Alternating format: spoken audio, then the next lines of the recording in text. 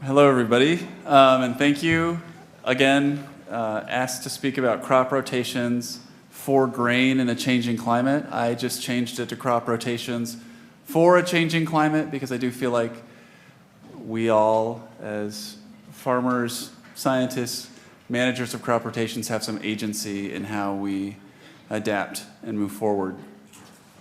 What does it mean when we talk about a changing climate? I think everybody in here has probably experienced some changes in the past 5, 10, 20 years. I think about how we always talked about climate change coming. I think we're very much in the throes of early changes and experiencing them. And at a 30,000 foot level, I can tell you that Wisconsin's climate is supposed to get warmer and wetter. That's it. 5% more precipitation and 5 degrees Fahrenheit hotter by the middle of the 21st century. But that average means absolutely nothing. I do encourage everybody to go to the Wisconsin Initiative on Climate Change Impacts webpage. If you type in WICI, W-I-C-C-I, in a Google web browser, they have a tremendous amount of resources there. It's not the average, I think, that we all care about. It's really those acute moments that have impacts on our systems. I just wanted to run through some of the ones that I think are interesting and that we've had to deal with over the years. The first one is days, excessively hot days. So throughout Wisconsin, from the south to the north, we should expect by the mid-21st century about 20 additional days of high temps in excess of 90, which in northern parts of the state, historically haven't had those days.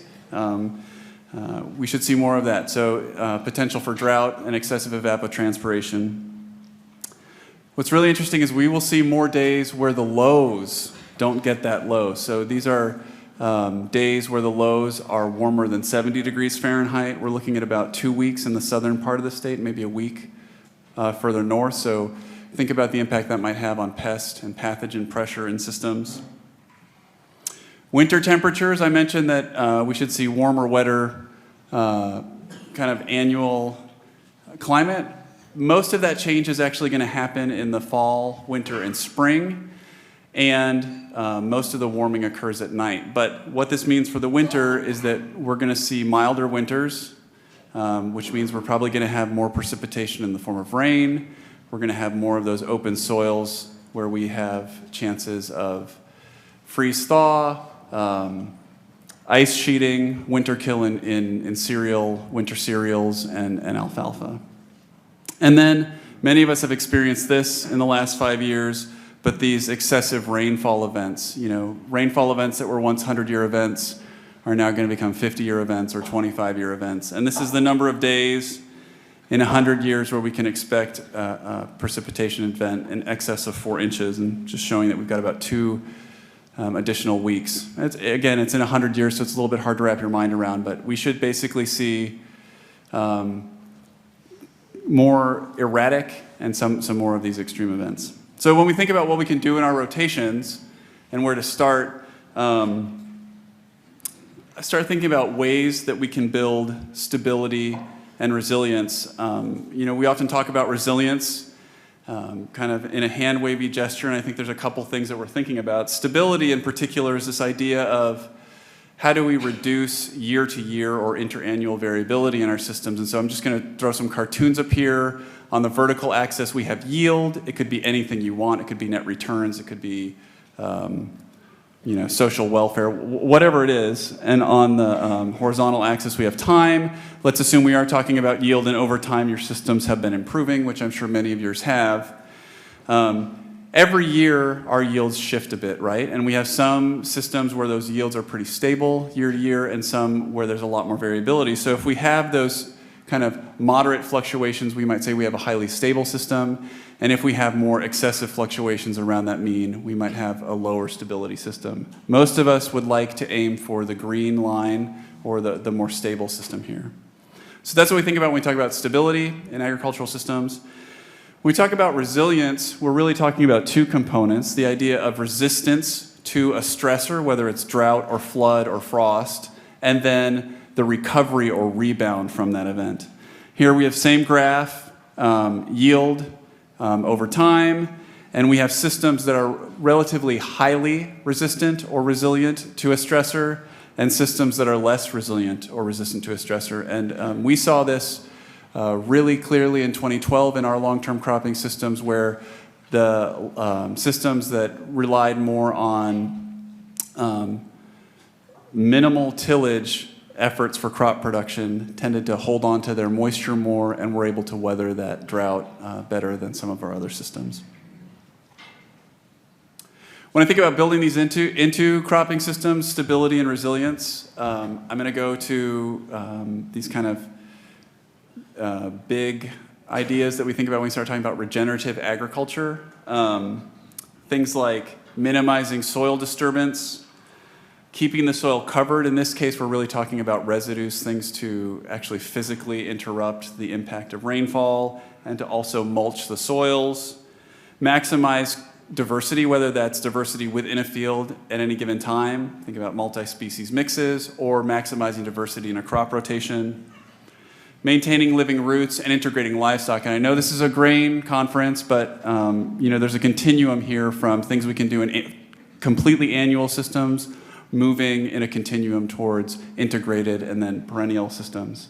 And I know that regenerative ag is a buzzword, like we just invented these things, but we have been talking about these things since the advent of agriculture. 12,000 years, people have been maximizing crop diversity, rotating crops, integrating livestock to build resilient systems. So, there has been I would say there was a bit of a collective amnesia that occurred post-World War II, and we forgot about a lot of these things. The organic community has done a fantastic job of keeping them and preserving them and pushing them forward, and so I do feel like the organic community is better equipped than many to adapt and adjust to what we have coming.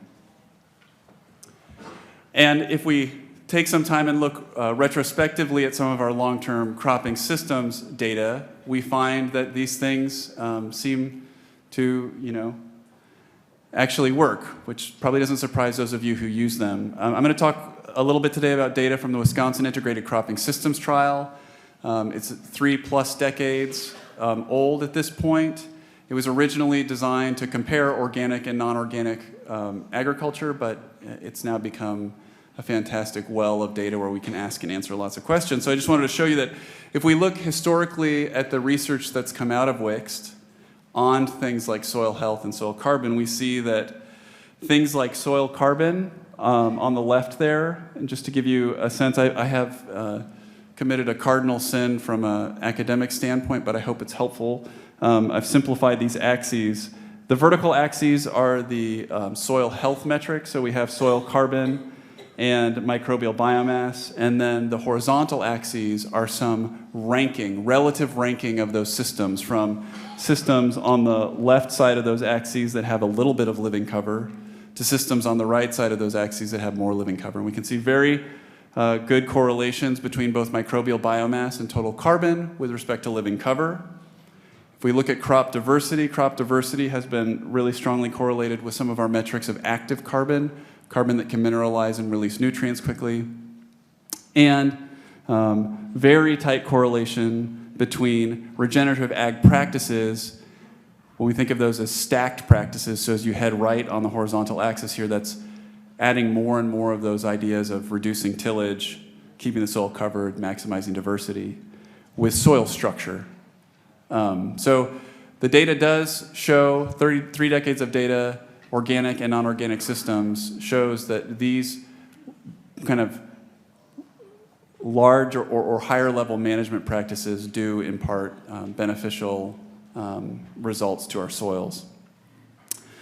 When we return to the question of stability and resilience, if we try and query that same data to ask what are the biggest drivers, what we find is that for stability, it's really that cumulative impact of regenerative ag practices that reduces that interannual variability. And again, I'm not talking about just adding cover crops, and I'm not talking about just reducing tillage. I'm talking about stacking them in as many ways as possible, integrating things. So reducing tillage, adding cover, maximizing diversity. The more we can do, the more we should drive our systems towards that stability edge of the spectrum. With respect to resilience, we find that species diversity is really the biggest driver of resilience, and there's a number of ways that you can think about that. The simplest one is this portfolio effect, which is that by having multiple crops in a rotation, we spread out the risk. Different crops have different strengths and different weaknesses, and the more we have in a rotation, the more likely that rotation is to weather a storm, so to speak. There's other kind of more agroecological mechanisms at play, complementarity, et cetera, that play into this, but these are the two strongest drivers. This is one site, 3 decades of data, but I will tell you that the scientific literature right now is awash in studies, multi-locational studies, long-term studies, global studies, meta-analyses that show that these principles are paying off when we go back and query some of these really long-term research projects. So I'm talking about stuff that we've done, but there's a real clear signal in the scientific literature that anything we can do to move our systems in this direction is a good thing. So we have our regenerative ag management practices. Again, they're ancient. We've been talking about them since the end of the last ice age. And any amount of these different practices that we can employ in our rotations, they're going to look different for each one of us, would be great.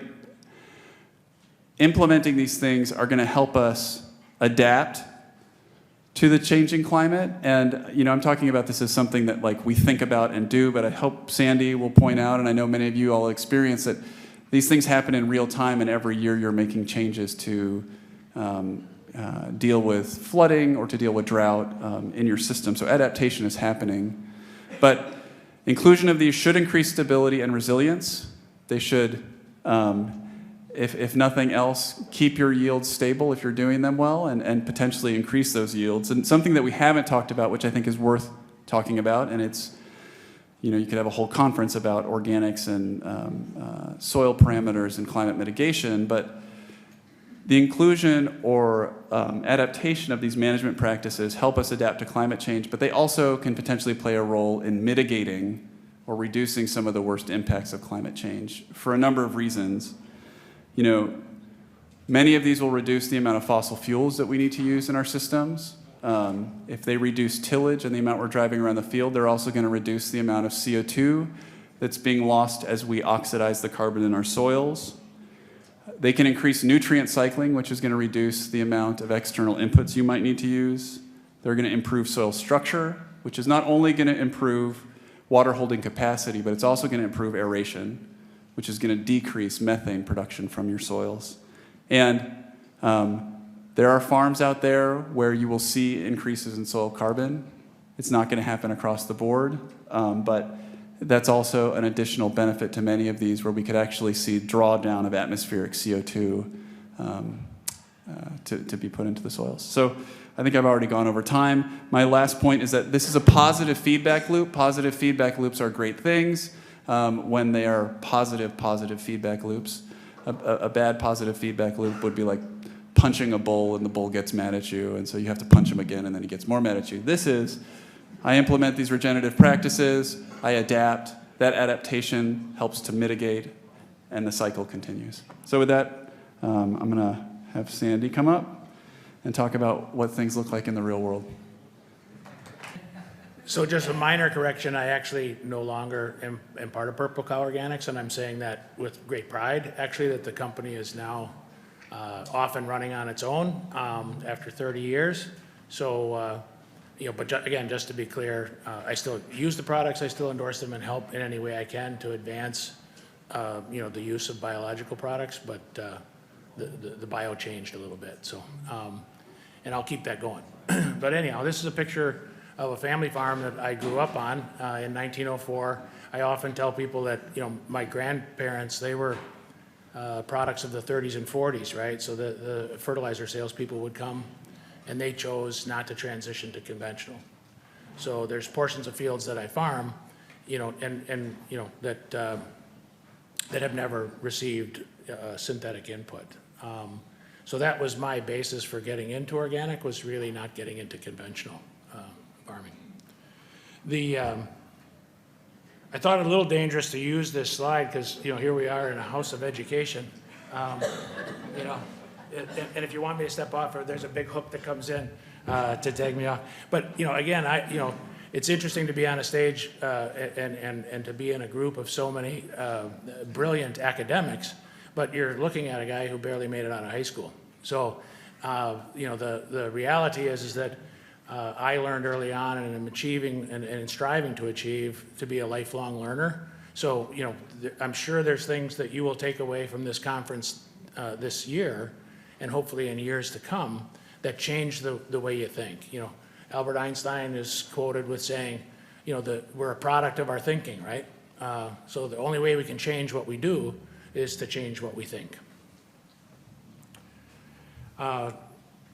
It used to be that in organic, when I first started in the 80s, my first organic crop was 1988, which also happened to be a drought and a failure, was that when I was asked, how long does it take to become certified organic, and nothing against Greg, but it used to be, how long does it take you to grow a ponytail, right? So, it became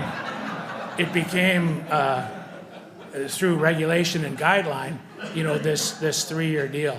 And it happened to be that, we were out scouting, my granddaughter and I, when she was 3, in this picture, we were out scouting that 3-year transition. And I love the visualization of that, from the genesis of her life to organic transition. And, we were scared to death of white mold that year. So anyhow, we spent a lot of time in the field. And that, that's what this soil looks like. Soil on the right is 3-year transition. Soil on the left is the same field, still being farmed conventionally across the fence row. To look at that and see the darker soil and the improvements, one feels that obviously positive things are happening there. This is what we're starting with now. We're transitioning additional acres, contrary to the belief of retirement with selling purple cow. We're adding acres, and that's unfortunate because we have people that want their farmland farmed organically, and I don't have more organic farmers in my county. So, we've started to say yes to those people that for the past several decades I said no to because I had a couple other jobs. But, this is corn on corn, 7 years of corn, 5 years of alfalfa. This field, if you look closely, you might see a tire track in it. They were running 100,000-pound silage trucks in and out of this field. And in most instances across the entire field, the trucks did not, you couldn't even see the tread imprint of their tires. It would be like going out and, looking at any one of the parking lots out here, from a starting standpoint. Here's the soil. And again, I was trying to focus on what can we do to speed this process up. It wasn't an age-related, I'm running out of time situation. Just there needs to be a way to amplify and accelerate the transition process in order to really, I think, in my opinion, optimize not only adoption, but if we were going to start taking on these acres, we needed to be able to get them fixed and healthy, turned around and profitable much quicker than we were doing before. So, soil on the left is that field that you just saw a picture of. We went in, with some mechanical intervention. That field was not, in my opinion, going to be, there was no life at that point in time that I was trying to protect. I needed to create it and grow it. So, we went in, with a deep ripper, right? Subsoiled it, added, a liquid biological, a very diverse cover crop, and, that same field in my right hand is that field in 3 months. The other thing that you've probably heard about, any of the know me know that we talk a lot about rye. Rye was something that I learned was going to be critical to the transformation of our farm, and I had a tremendous opportunity to actually get really close to it, explore it, and understand it, because I had a relationship growing rye seed for Albert Lee Seed Company. And it was that direct experiential learning of actually growing that crop, as a cash crop, to grow for others, to grow for grain or cover crop, that we began to see accelerations in soil aggregation and changes. And we then added the ability of putting clover, frost-seeded clover into that rye, because there's a lot of data out there that can be potentially depressing from the standpoint of, because I obviously hoped with a 5-6 foot deep root that rye was going to, it's got to be a climate smart grain. It's got to suppress, or sequester, I should say, carbon, but there isn't the data there to prove it. So less trips over the field and buying less fertility, as well as simplifying a farm operation, were really critical steps. So the last couple hundred acres of rye that I planted this year, I planted the day before coming to this conference.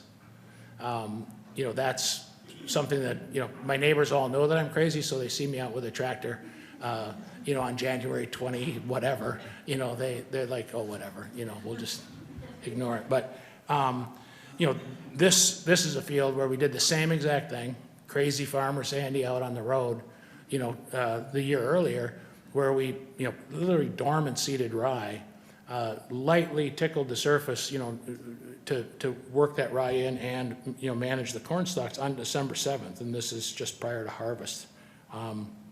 And, that's an open pollinated rye variety that, still yielded considerably based on, no additional fertility and an appreciable and acceptable yield. Clover was underneath that, and the fertility accumulation that I was trying to achieve from the standpoint of not having to buy chicken litter, which is my only source of a nitrogen input, that began. So the rotation is really an alternation, not probably as acceptable in a lot of people's mindsets, but we're doing the corn, rye, inserting clover. We started initially with a multi-species clover mix because more is better. And we've eventually settled on this mammoth red clover that actually comes from about 2,000 miles north of here, so it's extremely winter hardy. The mixes, we had some issues with some winter kill.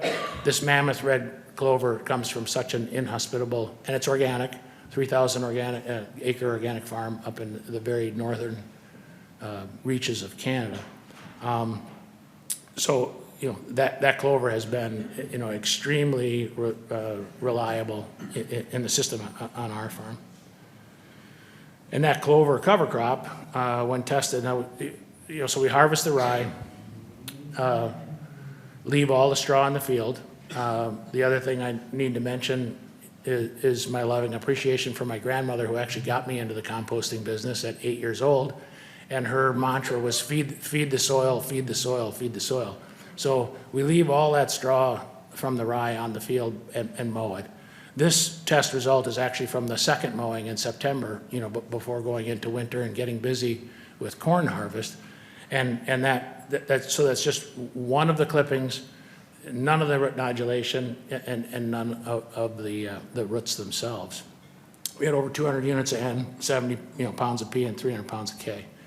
We've done that now for several years on a few of our fields, and this last year, we felt confident that after reducing and then eliminating wet litter, we actually reduced, doubled, and eliminated a side dress of pelleted poultry litter, that after accumulating, or accrediting a nitrogen bank, we were ready to try and grow corn without any added nitrogen.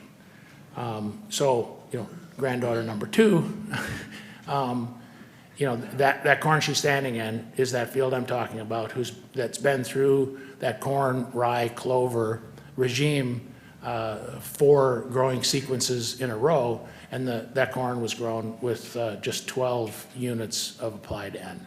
And timing was perfect, right? Even if you could pay double the price for poultry litter this year, you couldn't get it. So those types of climate resiliences for me, and I think, understanding the challenges. I used to grow peas and barley for Albert Lee, and we had to almost stop doing that.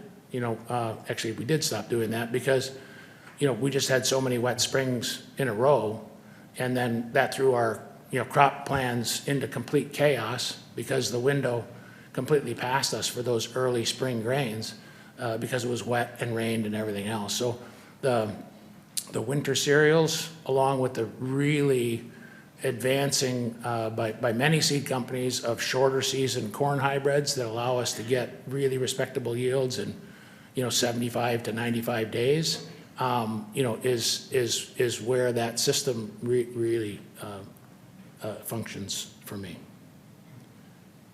I think that's it. I tried to keep it under time. I wasn't really even timing anything, but I think we wanted to maintain, an opportunity to ask the scientist and me some questions.